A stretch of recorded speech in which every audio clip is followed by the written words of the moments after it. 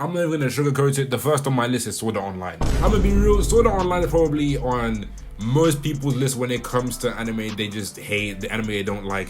Like, I feel like when it came out, it was very popular to like Sword Art Online, but as time went on, when you looked at it in hindsight, it was kind of shit. When I watched Sword Art Online, it was one of the first anime I started watching when I was aware of what anime actually was. And I'll be real, that is probably the reason why I probably hate isekai, if I'm gonna be so serious. Especially when I watched it so early in my anime phase, it was like, I'm gonna be real, I just couldn't enjoy it. For me, it just wasn't the same as DBZ, it wasn't Yu-Gi-Oh!, it wasn't Inazuma 11, like, those were really the first anime I watched, and Sword Art Online was just not that. I just found it so corny. It was like the idea that this guy was just this super OP protagonist and he can do whatever, and then whenever he walks around, he pulls every woman that comes his way. It's like, I don't know. That wasn't interesting to me, bro. Like, that just wasn't me. Like, I wanted to watch some cool shit. I wanted to watch something interesting. And then there was this whole episode, or even just this segment, where Kirito and Asuna, they were living in some sort of cabin inside the fake game with their fake daughter. It was just, I don't know, bro. I had no idea what the fuck was going on. Next on the list, Persona 5 the animation.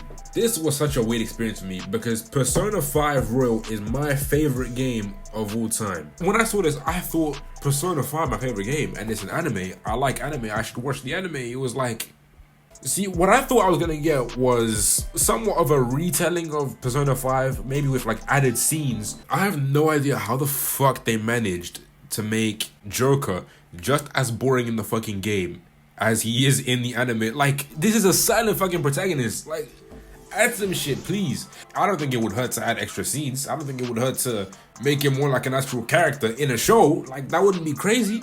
Considering Persona 5, the actual game, has actual animated cutscenes in it that look amazing. And I was seeing the art in Persona 5, the animation didn't look anywhere near as good as that. And at that time, I didn't really understand how animation works, but I was so confused as to why the art just doesn't look like the cutscenes. So what I was watching was like a watered down experience of the actual game. And especially since the original Persona 5 is like damn near 100 hours. You're turning a 100-hour game into like a 15, 16 episode series.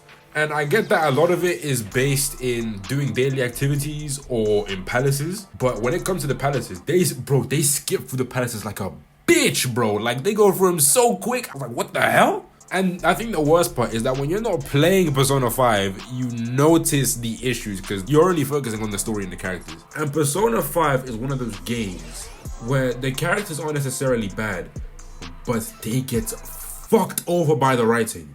The only defense I can really think is if you're too broke to buy the game, then watch the anime. But to be honest, at that point, please save up, play the game yourself. It will be a much better experience than if you were to watch the anime, I promise. The anime is not worth watching. Demon Slayer is like, I don't even take Demon Slayer seriously. It's like, when I was watching Demon Slayer, I kind of found it a bit boring. It's like, I didn't really have much interest in it in the first season.